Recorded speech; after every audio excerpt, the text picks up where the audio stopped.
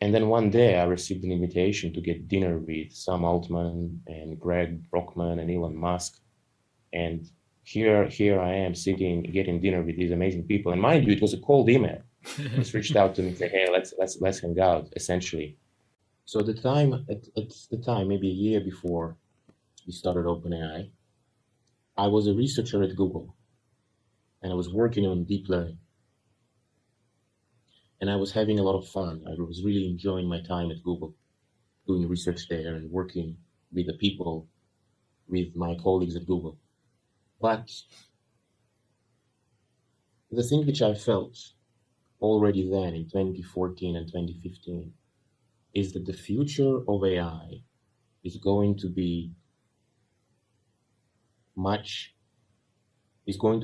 so maybe for a little bit of context, AI research has strong academic roots. Yeah. It means that all of the AI was done in university departments. It was done by professors with their grad students, almost entirely. There's also been some AI being done in companies, but I would say that for the most part, the majority of the most exciting work came from universities. And then back in the day, that was the only successful model. And that was also the model that Google has adopted, where you have an environment that is similar to the university environment, where you have small groups of researchers working together on a project. And already then, I felt that that's not the future. I felt that the future would be much larger and much more organized engineering projects, because it was clear that AI was going larger with larger neural networks and with more GPUs, which in turn means more engineering. Mm-hmm. The stack gets very complex. It becomes very difficult for a small group of people to do something, like a very small group of people to complete a big project like this. Teamwork is required. And that was one of the reasons. And so I was kind of sitting at Google and feeling a little bit restless, but I didn't know what to do about it. So I was feeling a bit like it wasn't quite right.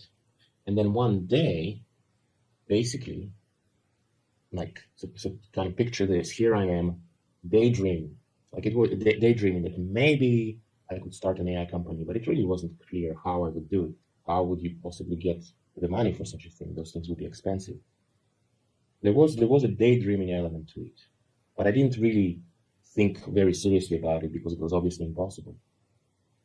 And then one day I received an invitation to get dinner with Sam Altman and Greg Brockman and Elon Musk. And here I am sitting, getting dinner with these amazing people. And mind you, it was a cold email. They just reached out to me and said, hey, let's hang out, essentially. How did they reach out to you? Email. Email, like just an email. You receive an email and say, hey, like we're getting dinner, do you want to join? Yeah, it sounds like in that context, it sounds like a phishing or some malicious email because it's so extreme. No, I mean, it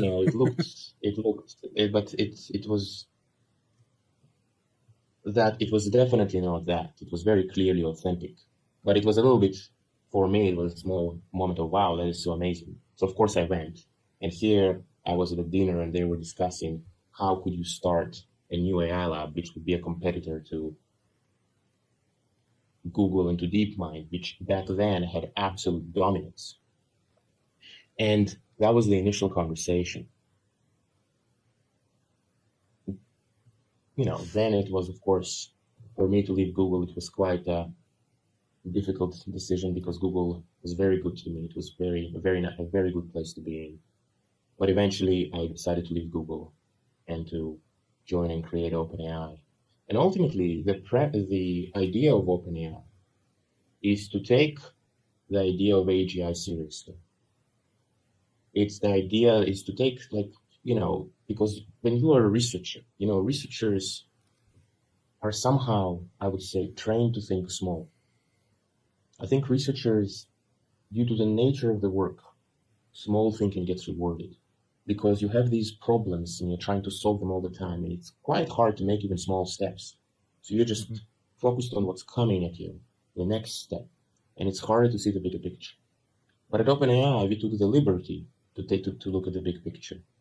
we ask ourselves, okay, where is AI going towards? And the answer is AI is going towards AGI, towards an AI which eventually is as smart or smarter than a human in every way. And you think about that and you go, wow, this is a really profound, that is a very profound thing. And so with OpenAI, we thought that it made the most sense to give it the explicit goal to make AGI benefit all of humanity. Because this technology is just going to be so transformative. It's going to turn everything upside down on its head. Whenever there is such a big change, who knows what's going to happen?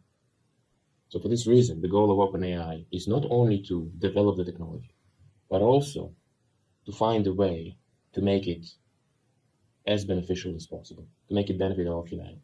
And so the combination of those big ideas and those incredible people that were at that dinner, despite all the difficulties that Google has put in front of me to leave, I still decided to go for it. And yeah, it's been now more than 7.5 years, and it's been a very exciting and gratifying journey.